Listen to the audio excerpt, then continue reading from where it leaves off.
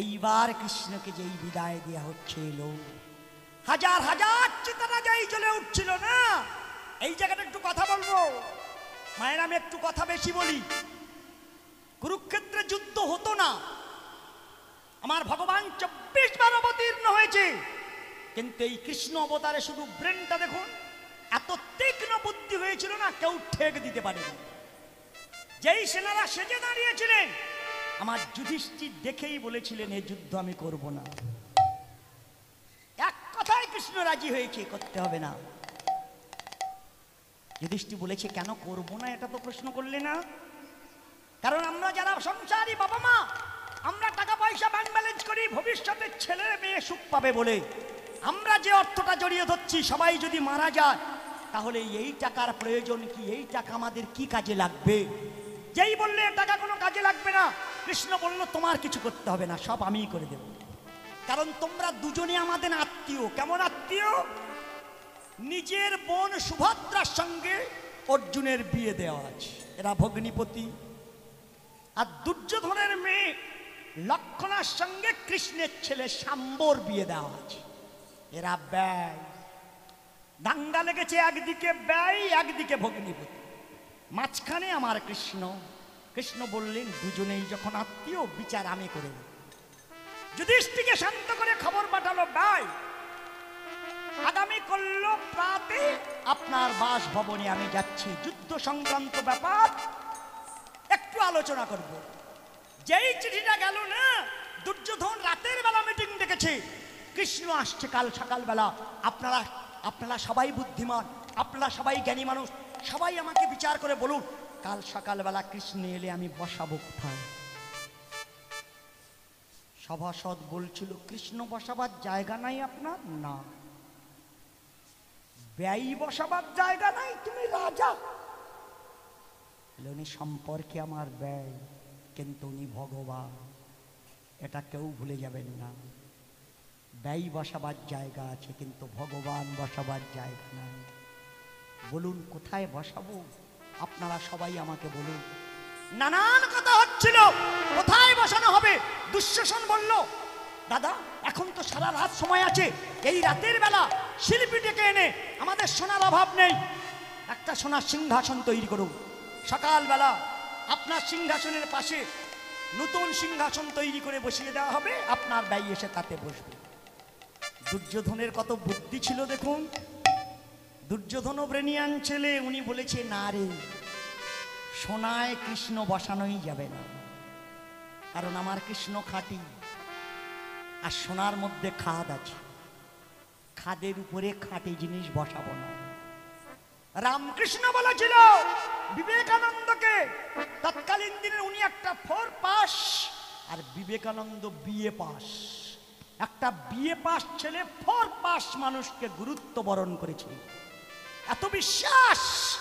প্রশ্ন করা হতো এ বিলে বল পৃথিবীতে সবচেয়ে দামি কি বল?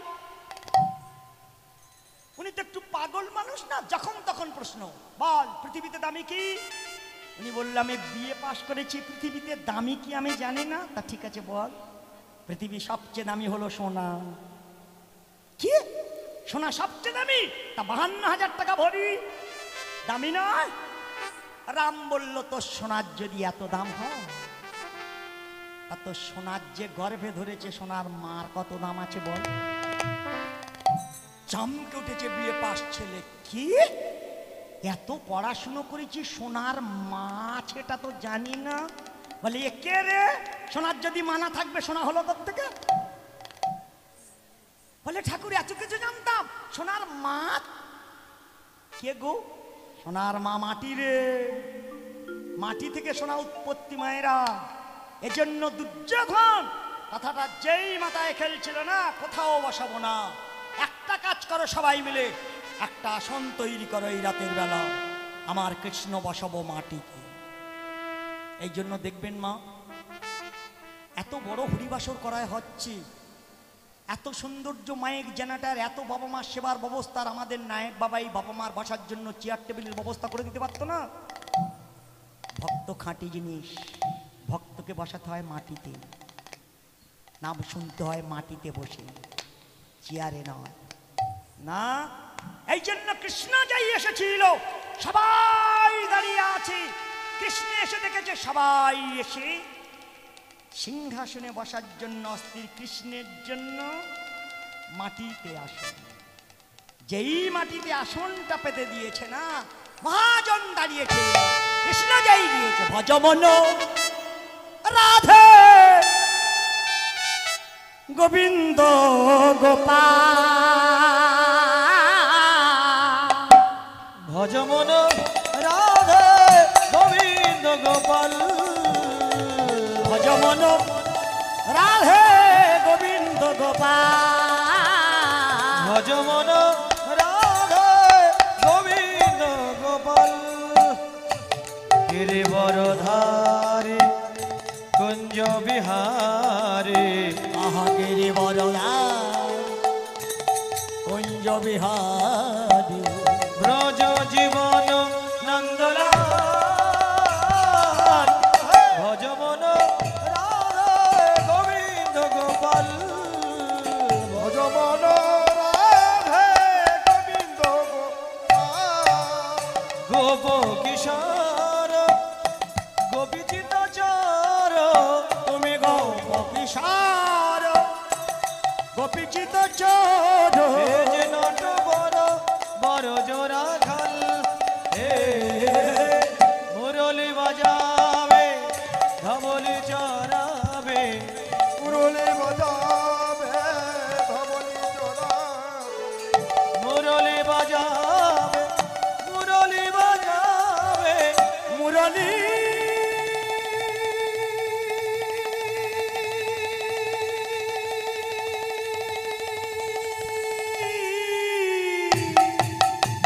মুরলি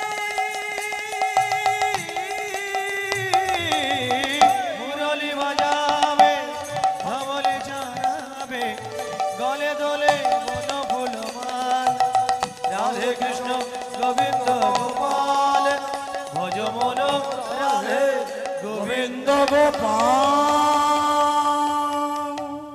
ভজমন রাধে গোবিন্দ গোপাল, ভজমন রাধে গোবিন্দ গোপাল, দ্বারকারীশ জয় জয় ঋষ, ও দ্বারকাধীশ জয় জয় ধীশ, জয় জয় দেবকী দুলাল, হে ভুবর হারি জয় কংসারি দুষ্কৃত বিনাশ ভাজাল, হে যোগী জন দুর্লভ জয় রাধা বল্লভ, যোগী জন দুর্লভ জয় রাধা বল্লভ, রাধিকা প্রেমে মাতাল, হে কৃষ্ণ দাস কহে মোরে কৃপা কিজিয়ে, কৃষ্ণ দাস কহে কৃষ্ণ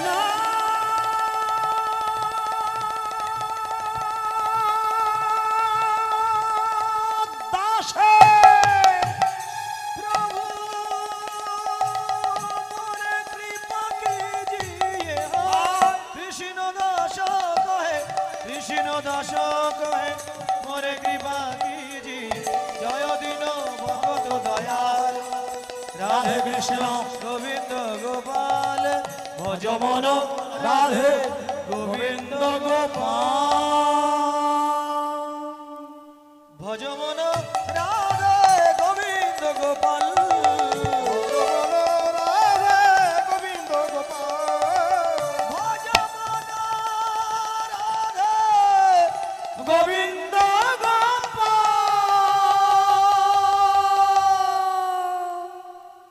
ভজমন রাধে উলুধ্বনি, উলুধ্বনি।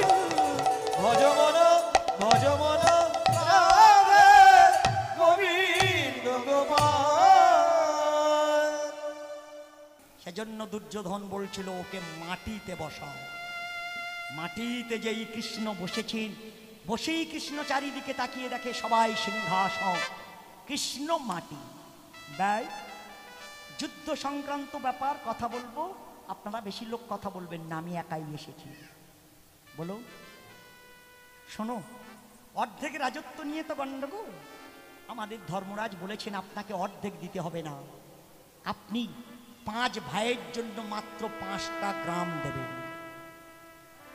আমার কৃষ্ণ খুব বুদ্ধিমান তো, ভাবছিল দুর্যোধন খুব সম্মানীয় মানুষ, ওর কাছে তুচ্ছ জিনিস চাই, মাত্র 5টা গ্রাম দেবেন। দুর্যোধন শুনে ভেবেছিল এত লোকের মাঝখানে নিজের ব্যয় মাত্র 5টা গ্রাম, অর্ধেক রাজত্ব দিতে হচ্ছে না।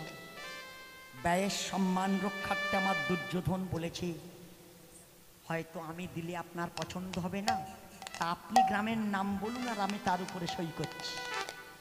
কি অদ্ভুত সভাটা শুরু হয়েছিল না, সবাই ভাবছিল এ যুদ্ধ বন্ধ হয়ে যাবে। যেই কৃষ্ণকে চাইতে বলা হলো, আমার কৃষ্ণ উঠে দাঁড়িয়েছে। ব্যয় চাই? হ্যাঁ চান। ইন্দ্রপ্রস্থ দাও, তিলপ্রস্থ দাও, মাকুন্দ দাও, বারণাব্রত দাও, দেহি মে চতুরা গ্রাম, মধ্যে হস্তিনাপুরীটা দিয়ে দাও। রাধে রাধে। কি কায়দায় বেড় খেলে দিয়েছে দেখেছে। দুর্যোধন ভাবলো এইবার যদি হ্যাঁ বলি আমার পা ফেলার জায়গা নয়, কিন্তু আচমকা চাইতে বলে না বলা যায়। দুর্যোধন বসেছিল রাগান্বিত হয়েও, ঠিক আছে তা আপনি যখন চেয়েছেন এর সীমানা করুন। আমার কৃষ্ণ ইন্দ্রপ্রস্থের সীমানা করেছে ব্রহ্মদেশ, এর ভেতরের জায়গা আমার। যারা হস্তিনায় গেছেন অবশ্যই জানেন কোথা কুরুক্ষেত্রের মাঠ আর কোথা ব্রহ্মদেশ, এর ভেতরের জায়গা সব আমার। মরা লোক চেয়ে দেখে না। দুর্যোধন নিজেকে সহ্য করতে পারছিল না। পশ্চিম দিক গোটা দাও, উত্তরে মাকুন্দ দাও। গাই মানে বোঝেননি না, মাকুন্দ শব্দে পাহাড়, উত্তরে হিমালয়ের কোলে গিয়ে ঘুঁটি দিয়েছে, এর ভেতরের জায়গা আমার। দক্ষিণে বারণাব্রত দাও। বারণা মানে, বারণা শব্দের অর্থ হলো জল। দক্ষিণে যত সাগর ছিল কপিল মুনির আশ্রম বের করে আর কৃষ্ণ চেয়েছে। দেহি মে চতুরা গ্রাম, মধ্যে হস্তিনাপুর। দুর্যোধন উঠে দাঁড়িয়ে কৃষ্ণের মুখের উপরে গিয়ে দাঁড়িয়েছে। চাইতে বললাম বলে মৃত্যু চাওয়াতে বসে আছে। কিসের জন্য মা? গঙ্গাসাগরে গেছেন? কপিল মুনির আশ্রমটা যেখানে, জানেন কপিল মুনিকে? জানেন?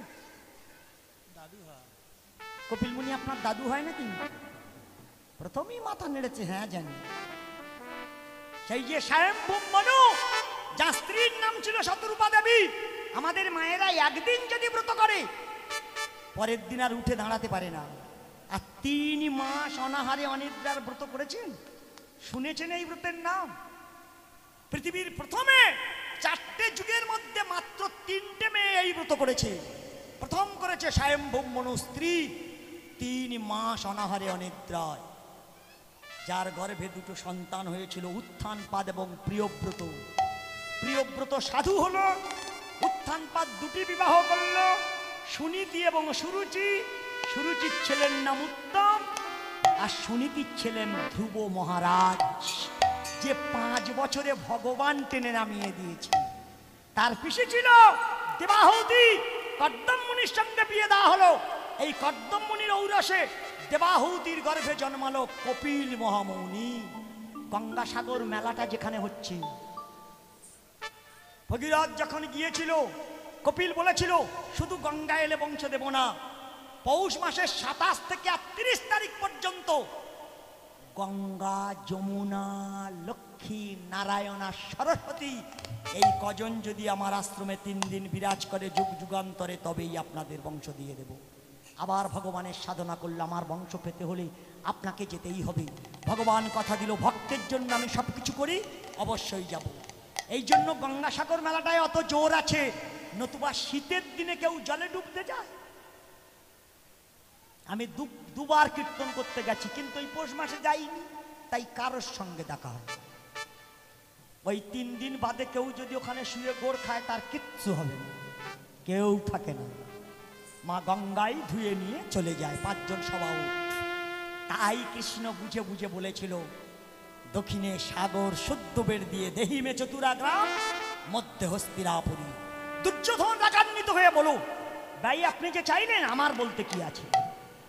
আমার কৃষ্ণ আর মুখের দিকে তাকালো না, মাথা হেঁট করে বলেছে, তা আমি জানি না, কিন্তু এই 5টা গ্রাম দিলে যুদ্ধ বন্ধ হয়ে যাবে। এতটা রেগে গেলেন দুর্যোধন। কি চাইতে বললাম বলে এই চাওয়া? শোনো, সুচে জ্ঞান ও সুতে জ্ঞান ও ভেদং যাচ মেদেনি ততদ্দং নৈবে বিনা যুদ্ধ না কেশব দদামি। এতটা রেগে গেছে না, সুচে জ্ঞান ও সুতে জ্ঞান ও ভেদং যাচ মেদেনি ততদ্দং নৈবে বিনা যুদ্ধ না কেশব দদামি। সূচের অগ্রভাগ মাটিতে ফেলে দিলে যেটুকু মাটি উঠবে বিনা যুদ্ধে তাও দেব না। আমার কৃষ্ণ দেখলো পাটির গায়ে আগুন ধরে গেছে, এইবার যদি ওর ঘা দিয়ে ও দাউ দাউ করে জ্বলে উঠবে। আমার কৃষ্ণ ভয় না পেয়ে নিজের উপরে থাপ্পড় মেরে বলেছিল, ব্যাস আমার সঙ্গে যুদ্ধ করলে আপনার অবধারিত সর্বনাশ। জানেন, যদা দীক্ষিত বানরধ্বজ অগ্নিদত্তা গান্ডীবরণে মধ্যম পাণ্ডব গদাগৃহীতা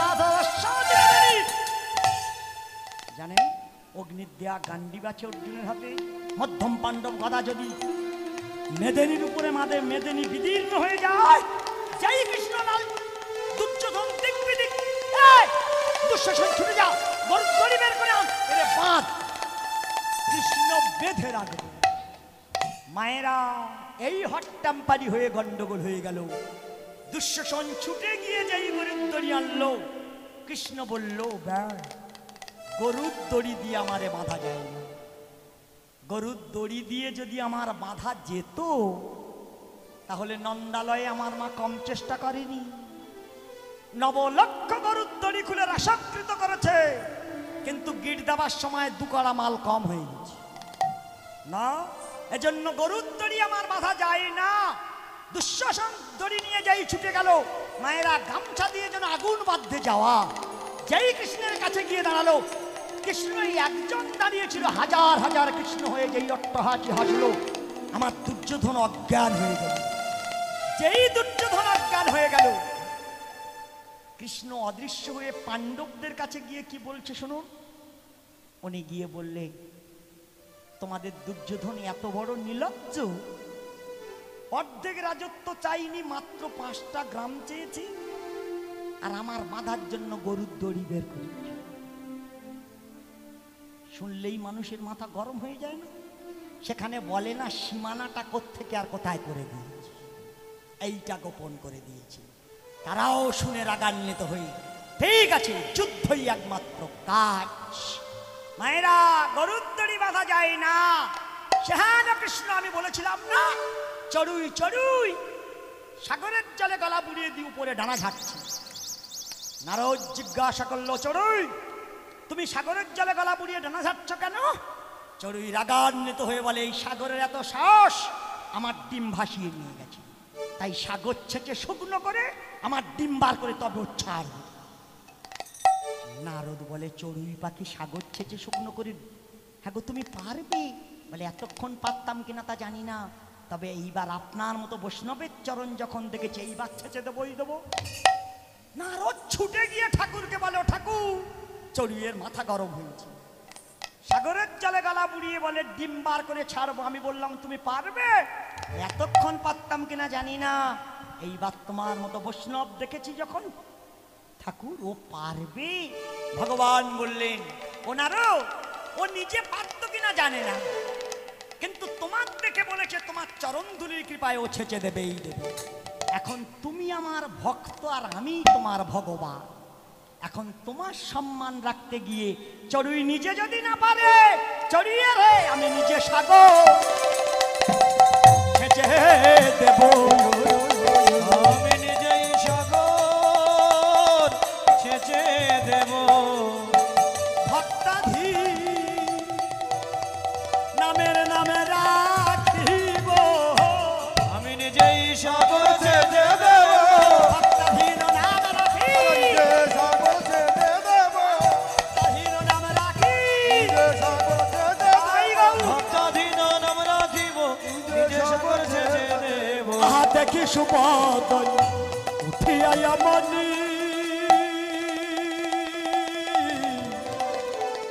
মেলিলা গলা হরি রে মরি রে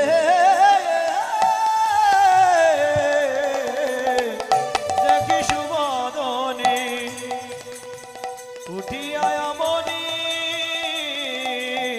মেলিলা গলায় ধরি রে আহা কত না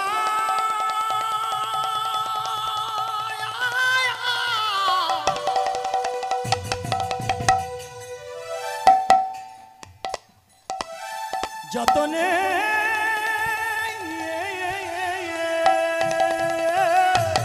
মরি রে উলুত্তানি উলুত্তানি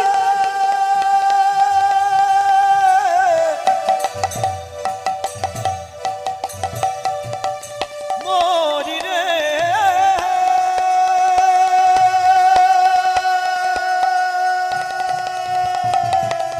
মরি রে মরি রে মরি রে আহা কত না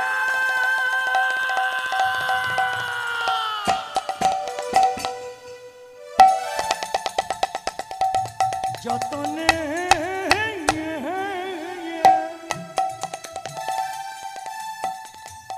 রতন আসনে ও তারে কত না যত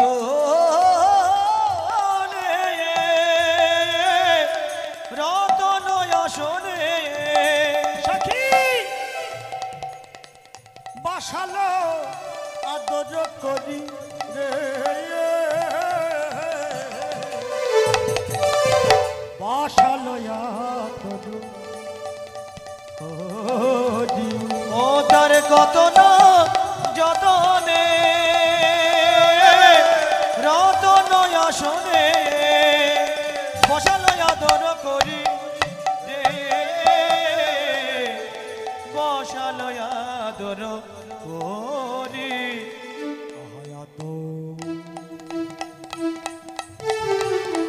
আদর করে সখী বসা বসাইল তারে আদর আদর করে সখী বসাইল হারানো রত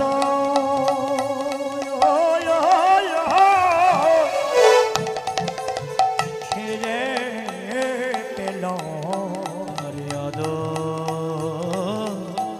আদর করে সখী বসাইল হারানো রত